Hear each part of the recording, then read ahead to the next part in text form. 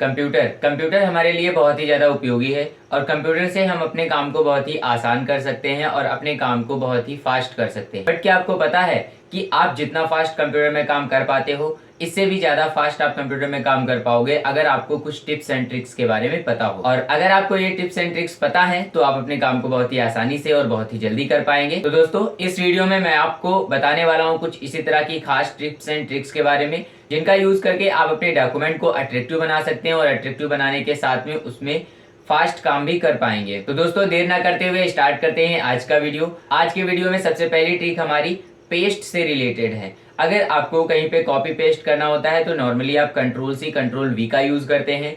But मैं आपसे अगर कहूँ कि आप अपने कॉपी किए हुए टेक्स्ट को एक इमेज में कन्वर्ट कर सकते हैं, ऐसा लगेगा। शायद आप थोड़ा सा शॉक हो जाएं या फिर आप सोचें ऐसा तो हो ही नहीं सकता, बट ऐसा हो सकता है। अगर आप कहीं पर भी किसी डॉक्यूमेंट में किसी टेक्स्ट को इमेज में कन्वर्ट करना चाहते हैं तो आपको सिंपल कहीं पे भी आना है या फिर किसी भी टेक्स्ट को सेलेक्ट कर लेना है और इस टेक्स्ट को सेलेक्ट करने के बाद में आपको पेस्ट नहीं करना है, आपको पेस्ट वाले ऑप्शन पे जाना है। यहाँ पे आपको एक पॉइंट मिलेगा, आप इस पॉइंट पे क्लिक करिए और इस पॉइंट पे क्लिक करते ही आपको एक ऑप्शन मिलेगा पेस्ट स्पेशल का। आप इस पे जब क्लिक करेंगे तो आपके पास एक डायलॉग बॉक्स आएगा और इस डायलॉग बॉक्स से आप सेलेक्ट कर सकते हो कि आपको इसको किस फॉर्मेट में पेस्ट करना है।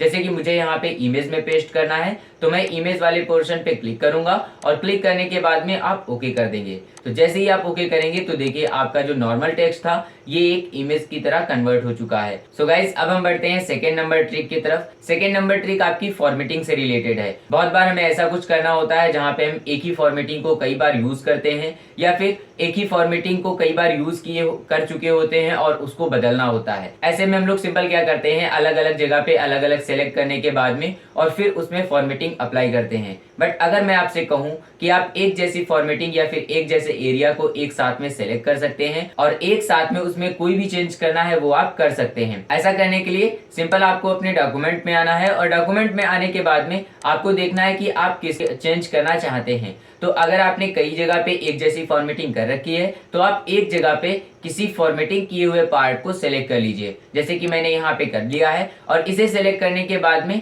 आप होम में आएंगे। होम टैब में आपको एक ऑप्शन मिलेगा सेलेक्ट का, आप इस पे क्लिक करेंगे जब तो आपके पास में एक ऑप्शन आ जाएगा select text with all similar formatting. यहाँ से आप सारी एक जैसी फॉर्मेटिंग को सेलेक्ट कर सकते हैं। तो जब आप इस पे क्लिक करेंगे तो जो पार्ट आपने सेलेक्ट किया होगा उस पार्ट में जितनी भी फॉर्मेटिंग अप्लाई की गई होगी, अगर ऐसी फॉर्मेटिंग का कोई दूसरा टेक्स्ट आपके डॉक्यूमेंट में मौजूद है तो वो सभी को एक साथ में सेलेक्ट कर लेगा और सेलेक्ट करने के बाद में आप यहाँ से जो भी चेंज करेंगे वो सारे के सारे चेंज पूरी जगह पे हो जाएंगे। तो दोस्तों, अगर आपको ट्रिक्स यूजफुल लग रही हैं तो दोस्तों एक लाइक तो बनता है। अब बढ़ते हैं थर्ड ट्रिक की तरफ। आपने नॉर्मली सुना होगा किसी भी टेक्स्ट को कॉपी पेस्ट करने के बारे में, बट क्या आपने सुना है कभी किसी फॉर्मेटिंग को आप कॉपी पेस्ट कर सकते हैं? अगर नहीं सुना तो आज आप जान लीजिए। आपको किसी भी टेक्स्ट में अगर फॉर्मेटिंग को कॉपी पेस्ट करना है तो आपको सिंपल पहले एक जगह पे फॉर्मेटिंग को अप्लाई कर लेना है और उस फॉर्मेटिंग को अप्लाई करने के बाद में जो फॉर्मेटिंग वाला एरिया है या फिर कह सकते हैं टेक्स्ट है उसको आप सेलेक्ट कर लीजिए। और जब आप इसे सेलेक्ट करेंगे फिर आपको एक ऑप्शन मिलेगा होम में जो कि होता है फॉर्मेट प्रिंटर का। आपको इस पे डबल क्लिक कर देना है और डबल क्लिक करने के बाद में आप जहां पर भी सिलेक्शन करोगे तो जो पहले की फॉर्मेटिंग आपने अप्लाई की थी किसी भी टेक्स्ट पे वो दूसरे वाले पे आ जाएगी और अब आप ये कितनी बार भी अप्लाई कर सकते हैं। मजा आया।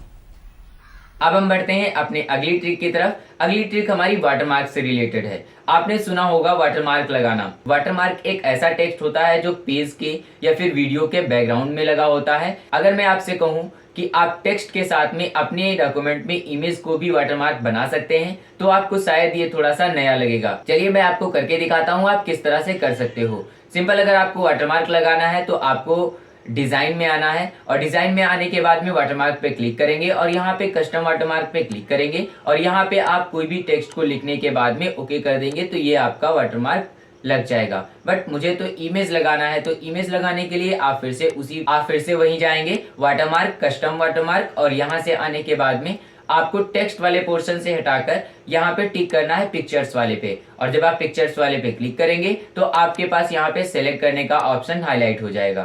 अब आप इस पे क्लिक करिए और यहाँ से आप किसी भी इमेज को सिलेक्ट कर लीजिए। तो जब आप इमेज को सिलेक्ट कर लेंगे और ओके कर लेंगे तो आपके पास में वाटरमार्क आ जाएगा। आप देख सकते हैं आपके डॉक्यूमेंट में वाटरमार्क आ चुका है। अब मैं आपको बताता हूं आज की लास्ट ट्रिक, जो कि बहुत ज्यादा यूज। नॉर्मली हमें वर्ड फाइल को अगर पीडीएफ में कन्वर्ट करना होता है तो हम लोग क्या करते हैं, हम लोग किसी थर्ड पार्टी वेबसाइट या फिर थर्ड पार्टी एप्लीकेशन का यूज करते हैं। बट आपको कैसा लगेगा कि अगर मैं आपसे कहूं या फिर किसी भी फाइल को अगर आप एमएस वर्ड में ओपन कर पाते हैं तो आप उस फाइल को पीडीएफ में कन्वर्ट कर सकते हैं। और ये सिर्फ एमएस वर्ड के लिए नहीं होता है, ये एक्सेल और पावर पॉइंट पर भी लागू होता है। तो अगर आप पीडीएफ में कन्वर्ट करना चाहते हैं किसी भी डॉक्यूमेंट को तो सिंपल आपको कंट्रोल पी प्रेस करना है और जैसे ही आप कंट्रोल पी प्रेस करेंगे तो आपके पास जहां पे भी प्रिंटर सेलेक्ट करने को आता है आप इस पॉइंट पे आइए और यहां से आप लगा दीजिए माइक्रोसॉफ्ट पीडीएफ। और जैसे ही आप इस ऑप्शन पे क्लिक कर देंगे तो आपको यहां से प्रिंट करना है। जब आप प्रिंट करोगे तो आपका डॉक्यूमेंट प्रिंट ना होकर यहाँ पे पीडीएफ में सेव होने के लिए आ जाएगा। आपको अपने डॉक्यूमेंट का नाम डालना है और नाम डालने के बाद में आप इसको सेव कर सकते हैं। और जिस लोकेशन पे आप सेव करोगे उस लोकेशन पे ये जो फाइल सेव होगी वो आपकी पीडीएफ में सेव होगी। सो गाइज, अगर आज का वीडियो आपके लिए यूजफुल रहा हो तो इसको एक लाइक करें और हमारे चैनल को सपोर्ट करें ताकि आने वाली वीडियोस का नोटिफिकेशन आपको सबसे पहले मिलता रहे।